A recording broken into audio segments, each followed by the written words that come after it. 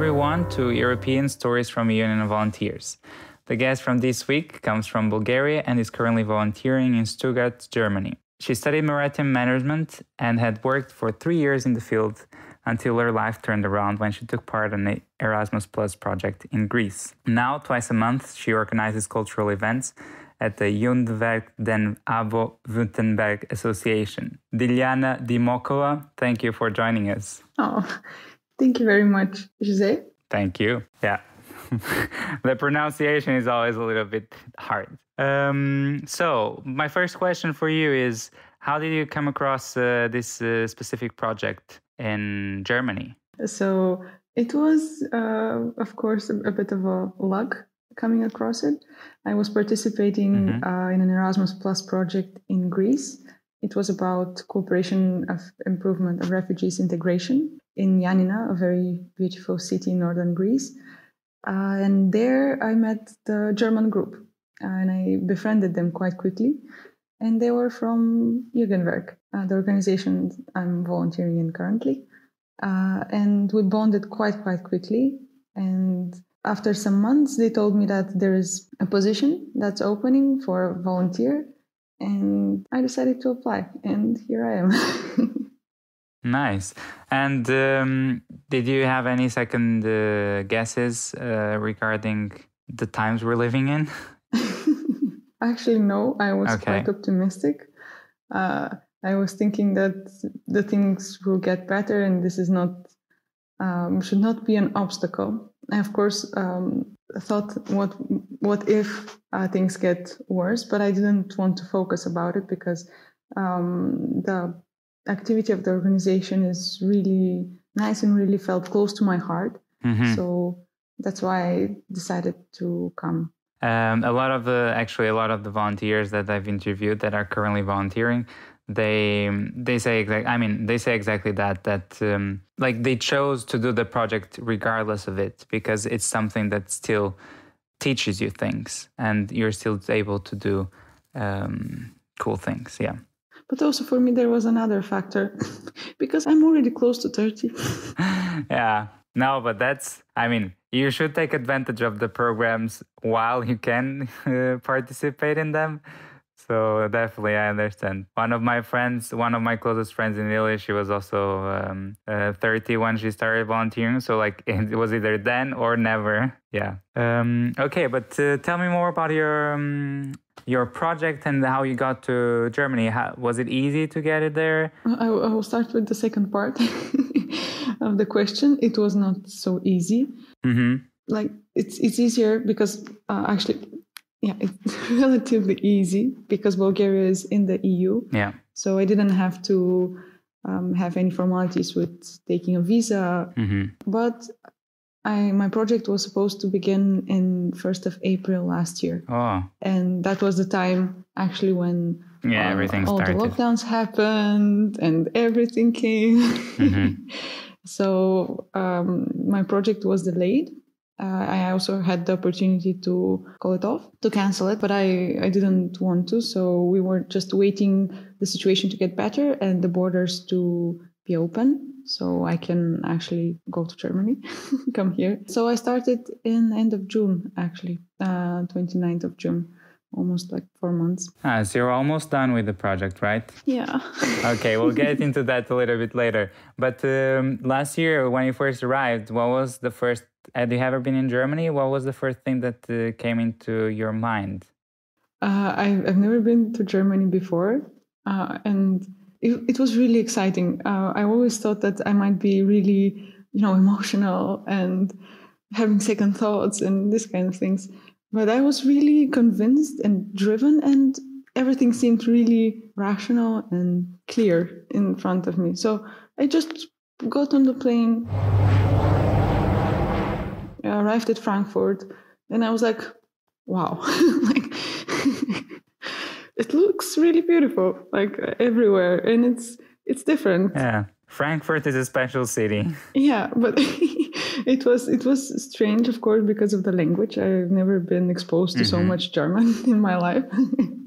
But luckily, there were people on the plane who were also Bulgarians, and we managed to to somehow to help me get where I wanted. And it was so cool because from the starting point, I started meeting people on the way. In the train to Stuttgart, I was speaking with a German lady, which was telling me about the country and her experience. And it was so welcoming. And when I came here and actually seeing my friends on the train station, it was something out of this world. Oh, that's so great to hear. And like when you arrived in Stuttgart, how was your accommodation like? Who are you living with? We're living in something like a dormitory in a big cooperation of buildings, I see. which are designated for migrants. But now there will be students living there. Anyway, and each of us has a room. We share bathroom and toilet and a kitchen. But we don't have a living room where to gather, which was a bit strange for me. And I've never lived actually in dormitories. So this was quite like interesting, like, ooh, okay, this is something different. How will I accommodate here? But it was quite easy, I think. That's good. I mean, I guess humans have this skill to adapt to things easier. And also, if you're volunteering, you need to have this skill because you're exposing yourself to different things that maybe are out of your comfort zone and you need to adapt. That's true. And also, when you get to a new space, it's not so hard to accommodate, at least in my point of view, because you can easily make it yours. Exactly. You can always change it around to some extent and make it your home, I guess. Yeah. But how many people live in the dorm? Or like, how many people do you share the kitchen with? I share it with 5 people on my floor. Mm-hmm. On the floor below, there are again, I think 10 people. In the other building, because it's bigger, maybe are 200 or something. Oi. It's quite big. That's a lot. So you're one of the luckiest. Yeah. Okay. But even though you don't have a living area, like a living room, do you know the people living in your, or like, do you hang out with the other people living in your floor? Maybe hang out is too much to say because everyone is busy doing their either studying or working. And because of the pandemic, we were trying to minimize our contacts. But we were regularly meeting in the kitchen while cooking and talking around. And we have a really nice terrace outside where we can hang out sometimes. That's nice. And now talking about your project, you work with cultures, you organize events. Like, tell me more about it. It is really interesting. It was dynamic a lot because before I haven't done any similar work. And it was really exciting because I could see like how you start planning, you start advertising the project because this was also our job to advertise it, to find people, to connect with them. And when actually the event happens, it's so interesting because you can see the interest in people's eyes and their enthusiasm. And some of them, you can see actually many different people because some of them are a bit more shy, others are more talkative. And it's really, really, really interesting because everyone are usually mesmerized. Mm-hmm. But what are your tasks? Like, how do you organize these cultural events? Well, first we have to find a guest, to connect with them, to make a concept, how the event will take place, because we are open for any suggestions. They might want to present their cuisine, to cook. They might want to present their music or dances or just history or nice places or unknown places of the country. And when we decide on a concept, we help them to realize it. Usually our project also covers the expenses, if there are any. Then we create posters and we start distributing them around social media. Mm-hmm. And invite people over, connect with them. Then we prepare, usually it's this room that I'm in. It's the biggest room here. Yeah, we'll take a photo and we post on our Instagram so our listeners can see. That would be cool because it's a really nice room. Yeah. And we arrange the room, people come over. Of course, disinfected.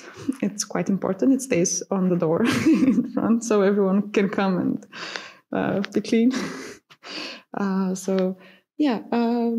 And we do what we do. We have fun. We talk a lot. Then usually we stay over after the presentation. And afterwards, when everyone goes away, we're responsible for the cleaning and tidying up the place. And thinking about the next guest. Yeah.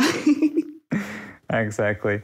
But because of the pandemic, this took a turn and we had to change everything online. Yeah, but well, it's still nice that you're able to do it some way. And I had some trainings, and not even though I'm recording the podcast and everything is online, I got to meet so many different and cool people that actually I don't feel as I only met them online.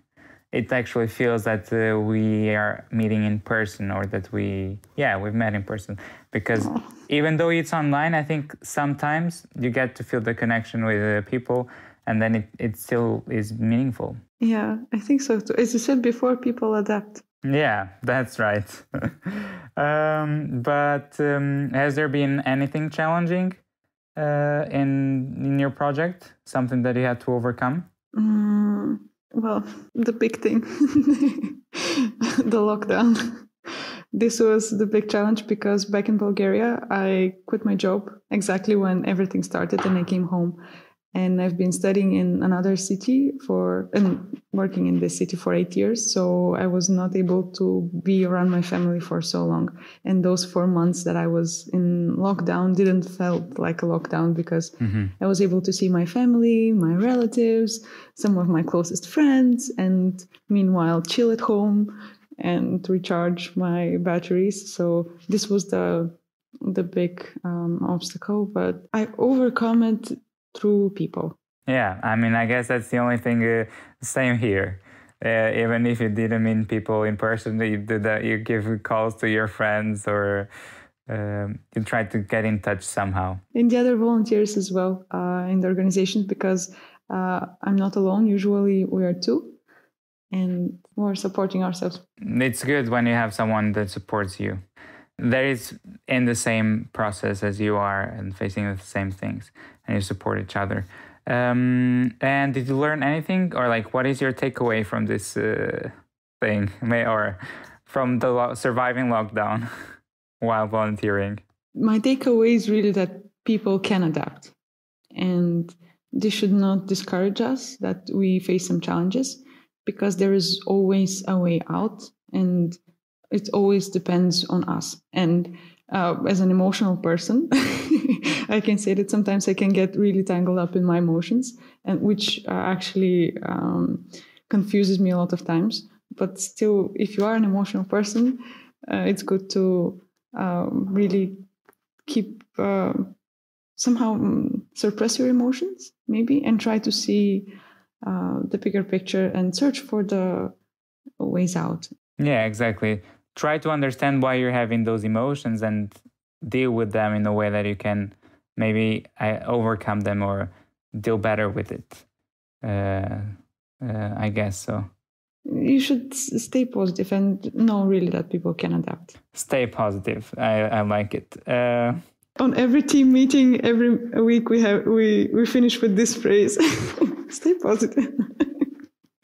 Okay, that's your motto. I see. Okay, now regarding memories, maybe you would like to share some. Imagine that you were at dinner with some friends. Now, and maybe now that you're finishing your project, this would be an interesting moment to reflect on the year that you had. What was the craziest thing that happened to you while volunteering? There are so many things that happen. Yeah, I know. We could be here for hours. But exactly. Pick one.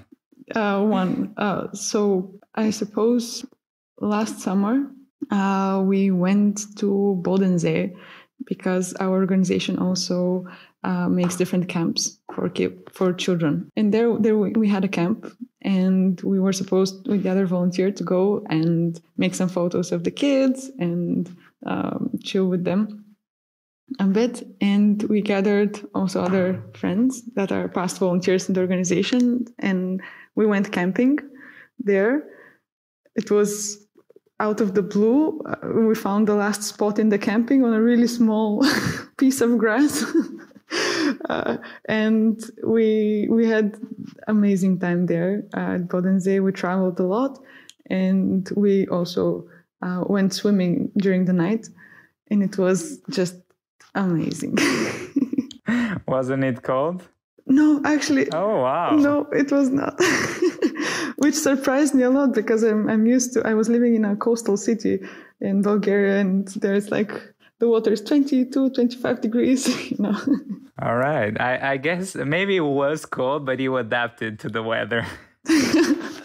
That's true. Yeah. And now another adventure comes for this weekend, because I forgot that we have this long weekend, because in Baden-Württemberg, in my region here, we have a holiday these 2 days. So we decided to embark on a journey starting tomorrow morning. Okay. We'll see how it goes. That's good. Maybe it would be nice if we were recording the episode after the weekend, so that you could be telling us, or the listeners, how this adventure turns out like. But well, it will be a mystery. we'll leave them guessing. Thank you so much. We're reaching the end of the podcast, so now I have 4 quick checkout questions. Are you ready? Bring it on. How would you describe your volunteering project in one word? This is one of the hardest questions, because I cannot explain just in one word. But it's excitement and eye-opening experience. Eye-opening. Oh, nice. What is one thing that you will be missing when you get back to Bulgaria? The people. What does solidarity mean to you? It means love and unity. What song represents volunteering, and why? I cannot pick one. I have a whole playlist of songs that I've listened here. But we have our own playlist, so choose one from your playlist, and we'll put that one in ours. Okay, so the one that comes to my mind, it's a recent song, but I suppose you heard it. Bruno Mars and Anderson .Paak, Leave the Door Open. Okay, that's good. Any specific reason why you thought of this song? Because it's our latest obsession with other volunteer, and I chose it because it's also connected with one travel that we had recently, and it brings nice memories. Okay. Thank you so much for joining us. I hope our listeners enjoyed this episode as much as I did talking to you. I hope so too. They can listen to the song on our playlist. We'll leave the link in the description. Or they can follow us on social media, Facebook and Instagram at European Solidarity Network.